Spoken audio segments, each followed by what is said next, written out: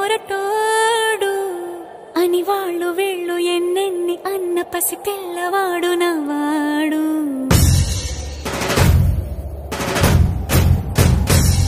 విడుముండోడు అని ఊరు వాడ అనుకున్న గాని మహారాజు నాకు నవ్వాడు.